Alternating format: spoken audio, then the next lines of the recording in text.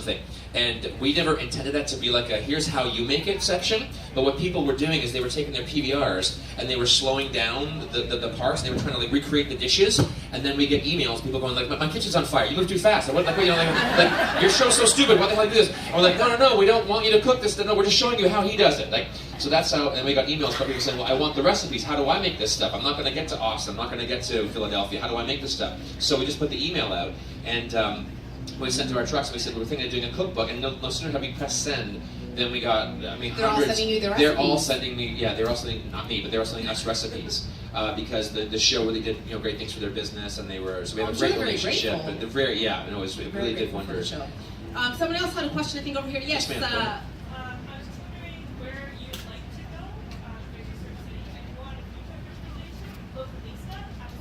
go. Localista, I was there yesterday. Here? Oh, okay. Really? So the question was where James might like to go. Ideally, we've pretty much blanketed most of. We're really good. And I must say that I use the word fair. Like, we're really good about the research, about how we choose the trucks and where we go. And we've literally been all over North America.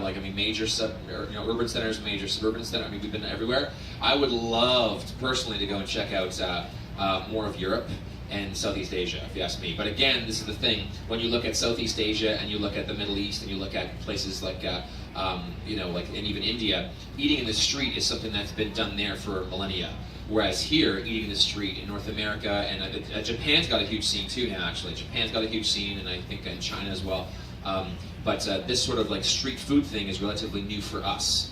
Whereas, a really great guy, Vikram Vij, if you know Vikram Vij out of Vancouver, if you get a chance to eat at his restaurant, one of the finest Indian restaurants in the world, let alone Canada, he had a great theory, and he's from India, and he said, in India, eating in the street is just something that you do, because people, if you're a great chef and you have a great product, you set up a little stand, and there you are. So this whole concept of eating in the street is very new, so that's why what he did was, he had a very successful restaurant, and he opened up a food truck. So it's a really interesting fact. Like, people always say from all over the world, we get calls now. People say, well, tell us about the food truck war, and the restaurant food truck war. We're like, what are you talking about? And they say, well, like how restaurants hate food trucks and food trucks hate restaurants. And it's like, no, relax, first of all. And a lot of the bylaws, although they do focus on those sort of issues, food trucks and restaurants are really just two faces of the exact same industry. And a lot of really good food trucks spin off into restaurants, and a lot of great restaurants are now spinning off into food trucks. So, it's a really foolish food truck owner who pulls up his food truck in front of a restaurant and wants to go head to head. Because you lose every time. You have washrooms, and you have chairs, servers, and chairs, and places to sit. So it's not like that at all. So people always have this perception of there's either the food truck owner or the restaurateur, and in many ways they're the same person. Well, I think of in town Fidel Gastro's, for example. Fidel Gastro, exactly. Which is great they food have truck. A great food truck, and then he opened a restaurant, Lisa Marie, down on Queen Street. Yeah, Polanski's just down the way in college here. A restaurant and a food truck. Exactly. So a lot of places like you, and there was a big food truck event yesterday called Ostrov. There were over 50 food trucks down there.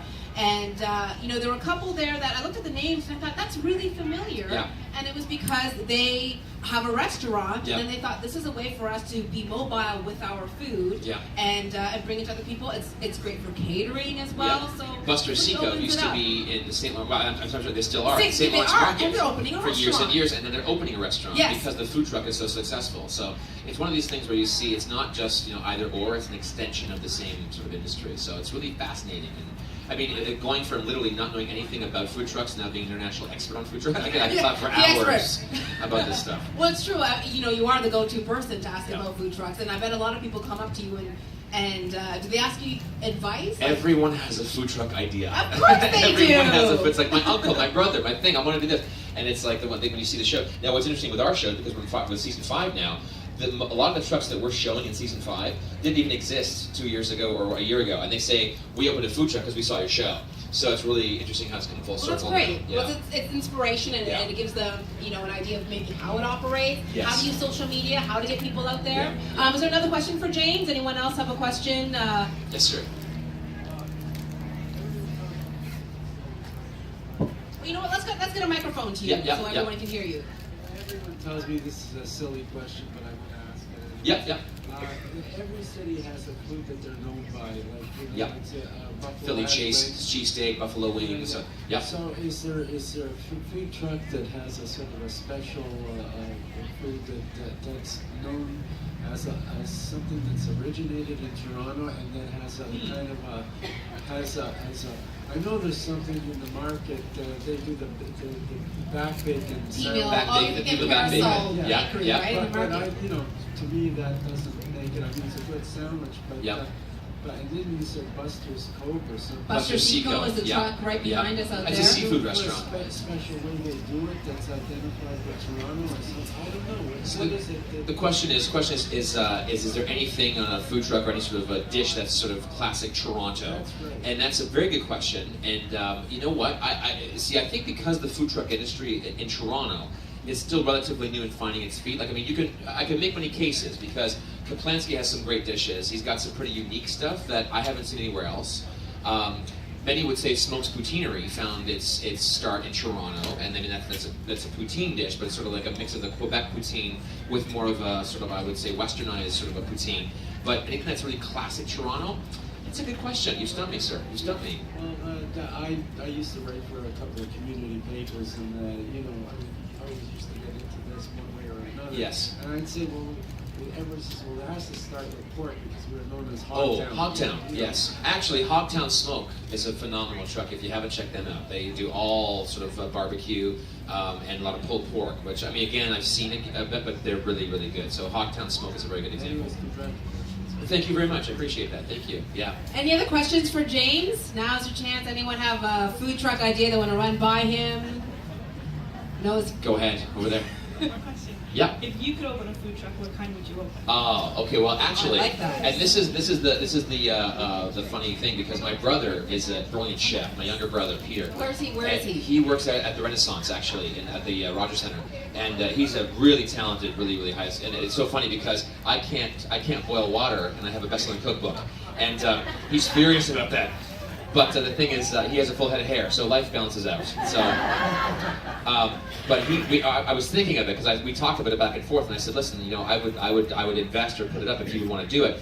And we looked into it, and the one thing I would do that we don't see a lot of, that was interestingly enough, that I think would be very Canadian, that can be served a million different ways, that you could eat in the summer and the winter. For breakfast, you could do savory, you could do sweet. Bannock. I would do a bannock truck. Well, that's a great idea. Yeah. Or I was thinking of, we had the plans all set up. It was gonna be a trailer. So all because you can deep fry bannock, you can bake bannock, you can have it as a breakfast, you can have it. Yeah, I mean, so then most of the successful trucks tend to either be very chef driven, where people will go for the chef. And they'll say, he does something new every week, changes the menu up, or they will go because it's the one truck that does that one thing extremely well and does that one thing extremely well. That's what we tend to notice on. Like there's one truck that we didn't feature on our show, but this one guy in Phoenix, Arizona, all he does is creme brulee. The whole truck, it's all he does, creme brulee. And because in Phoenix, Arizona, Better be good. what happens is the trucks will park in 3 or 4, like you see sort of behind you here. And so you have your seafood truck, your taco truck, you've got your Italian truck, but no one dessert truck. So he figured this out. There's not a lot of dessert trucks, so all he does is creme brulee. So every morning he wakes up in his commissary kitchen and makes 400 creme brulee. Boom, boom, boom, boom, boom, in these little ramekins. And then he goes out, doesn't even have a nice wrapped truck, doesn't even whatever, has a refrigerated truck, puts the sandwich board out, and because creme brulee, you do the topping on the spot. So he has this little torch there. Does the thing, $5 a piece, 400 in an hour and a half every single day. And so that's $2,000 a day, boom, out the window without even really trying. Like that's one of those things where you just go, that's a smart. That's when you sit there and you go, I wish I thought. And that's when you go, I wish I thought of it. I wish I thought of So yeah, but I would say that if I was going to do it, but it's a lot of work. Like it's a full-time job. It's a real full-time job. My brother just had a baby, so it's just like I knew he wasn't going to have time to do it properly, and it's just so we kiboshed it. But the bannock truck, I was going to call it the bald bannock truck, not the bald. But yeah, the bannock. So you mentioned that you can't even boil water. I was going to ask if you ever No. try to recreate any of the dishes from the show at home, but I guess not. My brother does it all for me. He's great. Well, see, the thing is that both my girlfriend and my brother love to cook. They're great chefs, and You lucked out then. Yes, completely. And I love to eat, so it's a great combination. So it's wonderful. It's a perfect marriage. We've got time for another question. If anyone has a question for James Cunningham before he heads I off. have a quick question. Does it not amaze everybody? Run! Does it not amaze anybody aside from me the fact that knowing our mayor is Rob Ford and we're so anti-food truck, like wouldn't you not think that Rob Ford would be so pro-food truck? We'd have no problems. It's like, Rob, it's a food truck on wheels. We'd be like, done, let's get 40,000 of them, let's go.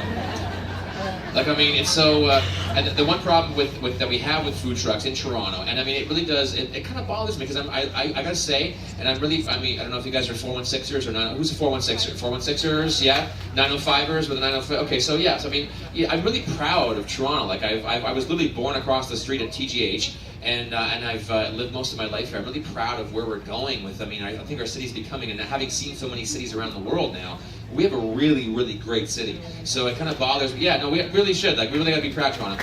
And what really bothers me is every time I, drive by and I see these old, ratty, terrible, food trucks, and I go, why don't we have some gloriously wrapped food trucks at the CN Tower and some beautiful, because people travel for food. That's what's happening, and that's what, I mean, this whole food truck revolution, like I say, really support these local guys because they're really doing a lot. They've got to fight a lot of bylaws, but the problem with Toronto is that they're still recovering from this thing called the a la carte program. I don't know if you guys know what happened.